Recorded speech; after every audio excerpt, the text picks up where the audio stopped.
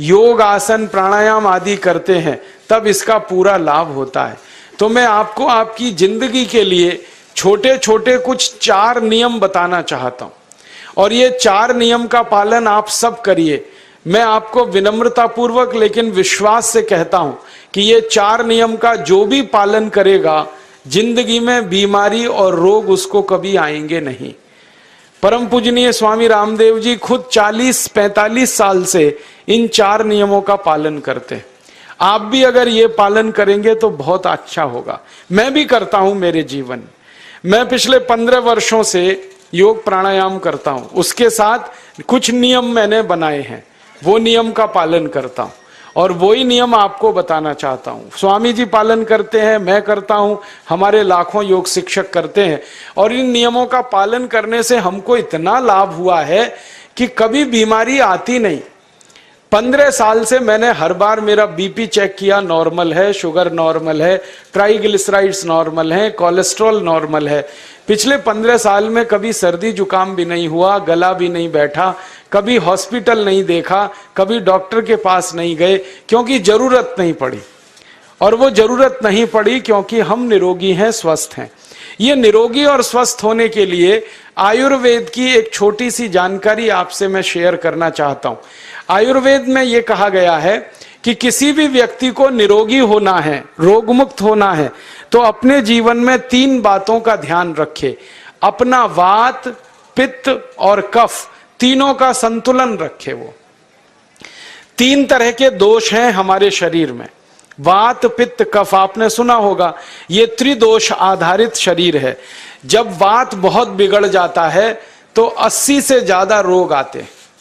जब पित्त बहुत बिगड़ जाता है तो लगभग 46 से 50 रोग आते हैं, और जब कफ बिगड़ जाता है तो 28 रोग आते हैं, और वात, पित्त, कफ तीनों बिगड़ जाएं तो 148 रोग आते हैं। सर्दी, खांसी, जुकाम से लेकर और कैंसर तक जो आखिरी रोग माना जाता है, ये सब वात, पित्त, कफ के बिगड़ने का खेल है।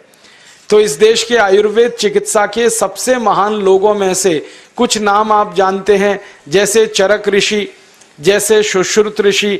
ऐसे एक ऋषि हुए बाघभट्ट। बाघभट्ट ऋषि ने एक पुस्तक लिखी है, उसका नाम है अष्टांग हृदयम, और एक पुस्तक लिखी है उसका नाम है अष्टांग संग्रहम। इन दोनों पुस्तकों में उन्होंने 7000 नियम बताए हैं। उनमें से 4 बताता हूं, अच्छे लगे तो आज से ही पालन करो और दूसरों को भी बताओ, ताकि कोई भी इन नियमों का पालन करे तो बीमार ही ना पड़े। ये चारों नियम हैं वात, पित्त और कफ को संतुलित रखने के लिए। अब वात, पित्त, कफ तीनों एक साथ आपके संतुलित रहें तो उसके लिए पहला नियम है खाना खाने के तुरंत बाद पानी नहीं पीना। ये पहला नियम है। आप बोलेंगे ये तो बड़ी मुश्किल बात है, खाना खाते ही पानी पीते हैं हम तो सबके सब, और बिना पानी पिए खाना ही नहीं खाते। कई लोग तो खाने से ज्यादा पानी पीते हैं, खाना कम खाते हैं, पानी ज्यादा पीते हैं। ये खाना खाने के बाद पानी कभी भी नहीं पीना, क्योंकि महर्षि बाघभट्ट कहते हैं भोजनांते विषम वारी, माने भोजन के अंत में पानी पियो तो जहर के पीने के जैसा है। इसलिए वो कहते हैं कभी भी खाने के तुरंत बाद पानी मत पियो। अब आप मुझे पूछोगे क्यों नहीं पिए, कारण बता दो। कारण मैं बताना चाहता हूं सरल भाषा में। हम जब खाना खाते हैं ना तो पेट में सारा खाना इकट्ठा होता है। पेट में एक स्थान होता है, उसको हम कहते हैं जठर। संस्कृत में, हिंदी में जठर कहते हैं, अंग्रेजी में उसको एपिगैस्ट्रियम कहते हैं, हिंदी में कुछ लोग उसको आमाशय भी कहते हैं। ये जठर छोटा सा स्थान है। आपके पेट में नाभि है ना, उसके लेफ्ट साइड में बाईं तरफ छोटा सा स्थान है। सारा खाना आपका इसी स्थान पर आता है। जो भी आप खाते हो, रोटी, चावल, दाल, सब्जी, दूध, दही, कुछ भी खाओ, सब कुछ जठर में आता है। अब जठर में जैसे ही खाना इकट्ठा होता है तो उसमें आग जलती, और उस आग को कहते हैं जठर अग्नि। मिला के बोल देते हैं जठराग्नि। आप जैसे ही खाना खाते हो, पेट में, जठर में अग्नि जलती है, वो अग्नि खाने को पचाती है, और अग्नि खाने को ऐसे ही पचाती है जैसे रसोई घर की अग्नि खाने को पकाती है। आपके रसोई घर में आप अग्नि जलाओ, उसके ऊपर दूध रख दो, दूध में थोड़ा चावल डाल दो, अग्नि जब तक जलती रहेगी खीर तब तक बनती रहेगी। आप घर में अग्नि जलाओ, उसके ऊपर पानी रख दो, उसमें दाल डाल दो, दाल की पकने की क्रिया तब तक चलेगी जब तक अग्नि जलेगी।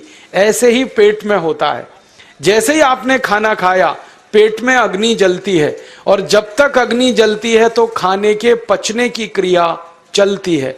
जैसे रसोई घर में खाना पकाते हैं वैसे ही पेट में भी खाना पकता है, इसी को हम पचने की क्रिया कहते हैं, अंग्रेजी में उसको डाइजेशन कह देते हैं। तो आपने खाना खाया, पेट में अग्नि जल गई, अब वो खाने को हजम करेगी, पचाएगी। अब मुझे एक प्रश्न का उत्तर दो आप, कि जैसे ही आपने खाना खाया पेट में अग्नि जल गई और वो खाने को पचा रही है, तुरंत आपने गट गट गट गट पानी पी लिया और खूब ठंडा पानी पी लिया, बर्फ मिलाया हुआ पानी पी लिया, फ्रिज का पानी पी लिया, क्या होने वाला है? अग्नि जलेगी कि बुझेगी? अग्नि के ऊपर पानी डालो तो अग्नि और पानी की दोस्ती नहीं है, दुश्मनी है, पानी अग्नि को बुझा देता है। तो आपने खाना खाया, अग्नि जली, पीछे से गटगट पानी पी लिया, अब अग्नि शांत हो गई, अब खाना पचेगा नहीं, तो वो पेट में पड़ा पड़ा सड़ेगा, और सड़ा हुआ खाना 100 से ज्यादा विष पैदा करेगा, और वो 100 विष आपकी जिंदगी को नरक बना देंगे और जिंदगी भर आप बीमार पड़े रहेंगे। आपको मालूम है, कई लोग कहते हैं मुझे पेट में बहुत गैस बनती है। ये गैस उन्हीं को बनती है जिनका खाना हजम नहीं होता। कोई लोग कहते हैं कि मुझे पेट में जलन होती है, ये जलन उन्हीं को होती है जिनका खाना पचता नहीं। कोई कहते हैं कि मेरे पेट में एकदम गुम हो जाता है, फूल जाता है, ये सब वो लक्षण हैं जब खाना पचता नहीं। तो खाना पचेगा नहीं तो सड़ेगा, सड़ेगा तो विष पैदा करेगा, और वो विष आपको बीमार करेंगे।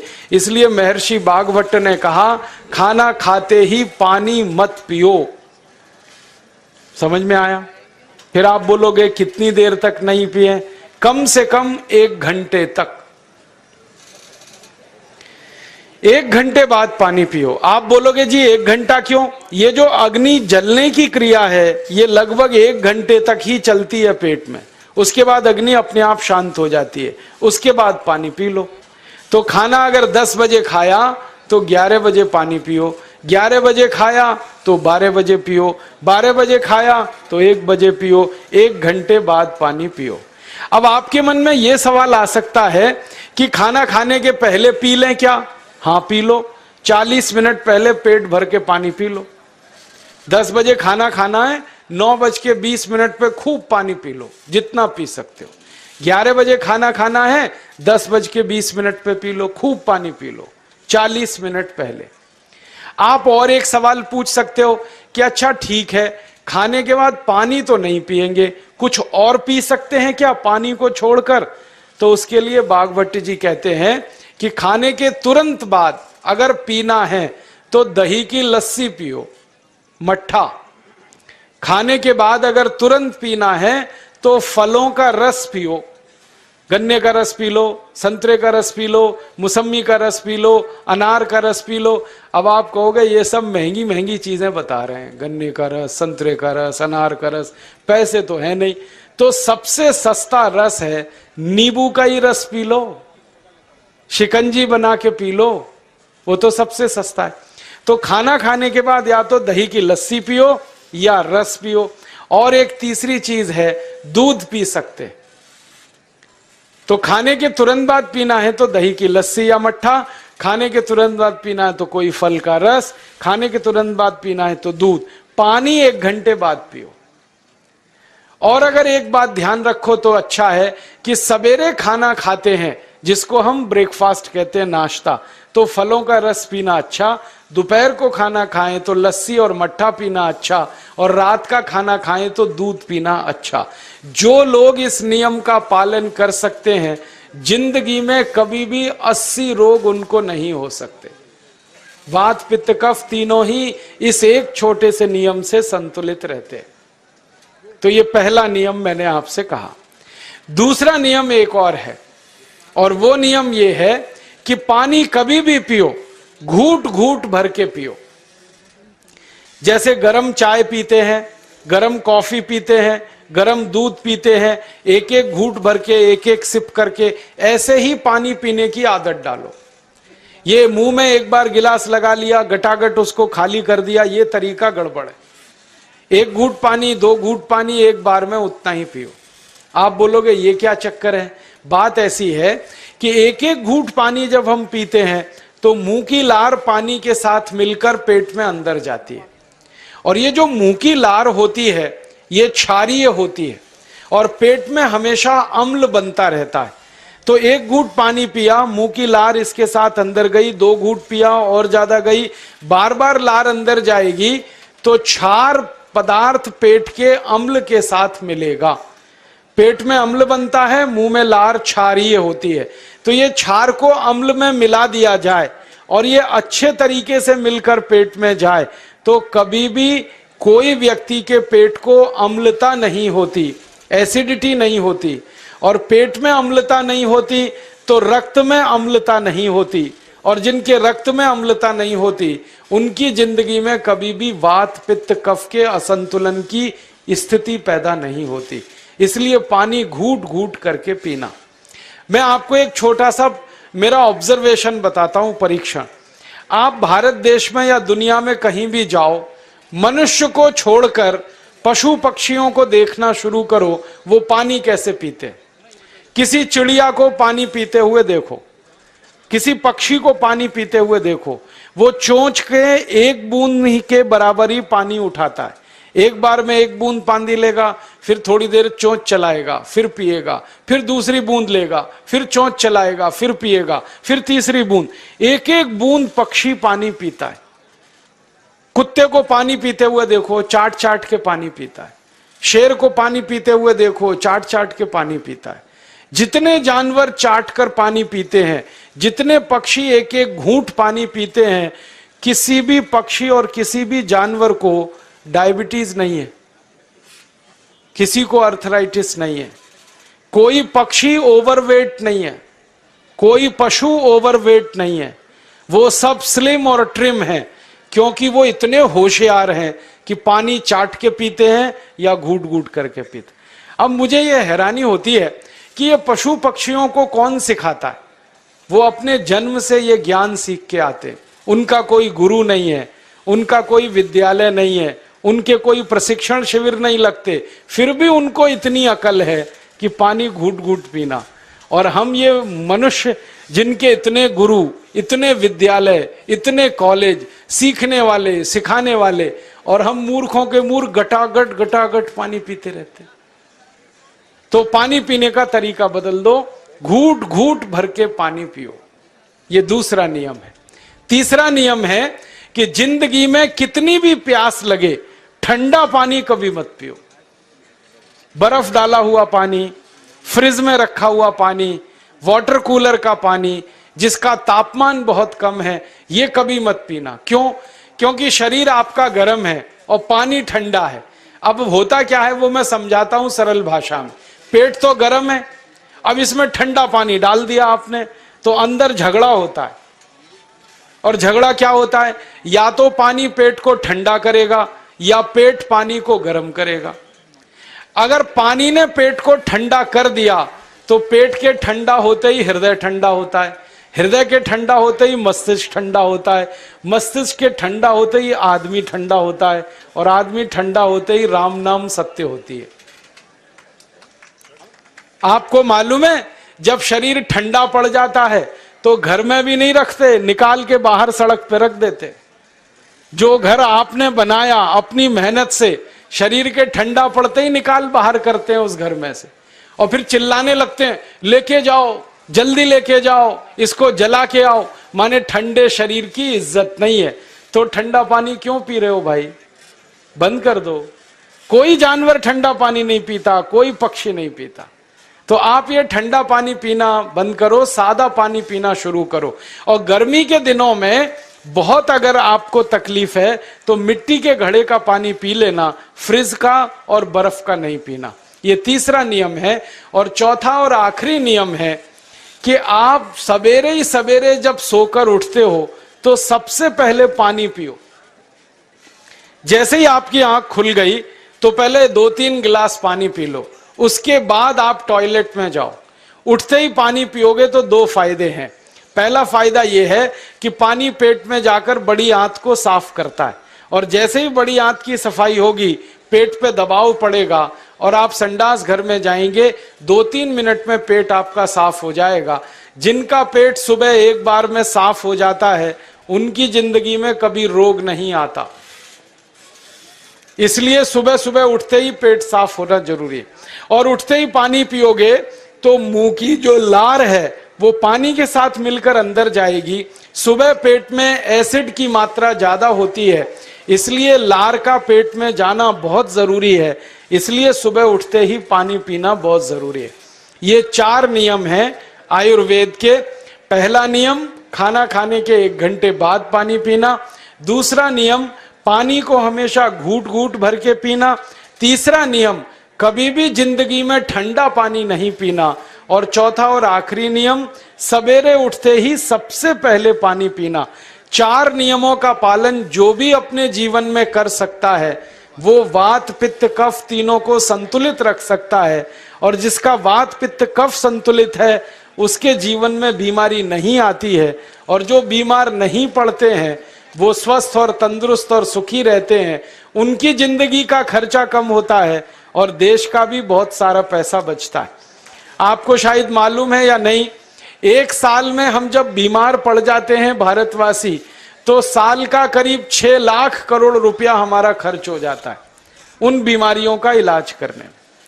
इसलिए इतना पैसा फालतू में हम खर्च करें हर साल 6 लाख करोड़, ये बहुत बड़ी रकम है। इससे बेहतर यह है कि हम बीमार ही नहीं पड़ें और स्वस्थ रहें, सुखी रहें। और ये 6 लाख करोड़ का जो खर्चा हम करते हैं बीमार पड़ने पर, अक्सर ये एलोपैथी की दवाएं खाने में खर्च होता है।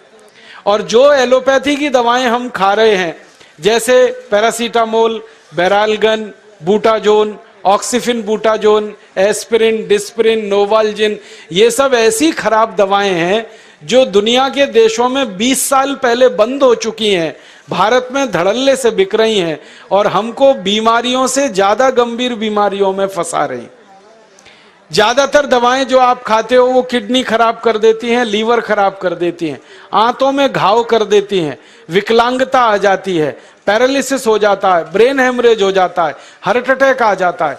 दुनिया में लगभग इस समय 84,000 दवाएं बिकती हैं और आपको सुनकर हैरानी होगी उनमें से मात्र 117 दवाएं हैं जो काम की हैं, बाकी सब बेकार की दवाएं हैं। उन बेकार की दवाओं को खाकर हम 6 लाख करोड़ खर्च करते हैं। ये बहुत दुख और अफसोस की बात है। और ये 6 लाख करोड़ का खर्चा समाज के वो लोग करते हैं जिनको जिंदगी में हर समय अपना आर्थिक स्थिति को देख के चलना पड़ता है, जिनकी आमदनी बहुत नहीं है, जिनके घर में आमदनी के बहुत ज्यादा साधन नहीं है, उनको ये पैसा खर्च करना पड़ता है। तो कई बार क्या होता है, किसी का घर बिक जाता है, किसी का खेत बिक जाता है, किसी के घर के गहने गिरवी रख जाते हैं, किसी को कर्ज लेना पड़ जाता है, किसी को कर्ज लेकर दोबारा कर्ज लेना पड़ जाता है। मैंने इस हिंदुस्तान में पिछले 15 साल के प्रवास में देखा कि गांव-गांव के गरीब किसान कर्ज ले लेकर ये महंगी दवाएं खाकर इलाज करते हैं, डॉक्टरों को पैसा देते हैं, दवा कंपनियों को देते हैं, और वो पैसा फिर इस देश में से दूसरे देश में चला जाता है, क्योंकि अक्सर ये दवाएं बनाने वाली कंपनियां विदेशी होती हैं। तो हम 6 लाख करोड़ खर्च करें अपने खून पसीने की कमाई का, उससे अच्छा ये है बीमार ही ना पड़े, दवा खाने की जरूरत ही ना पड़े, तो हम सुखी रहें, स्वस्थ रहें। तो योग प्राणायाम करें, 4 नियमों का जीवन में पालन करें, बहुत आसान है आपके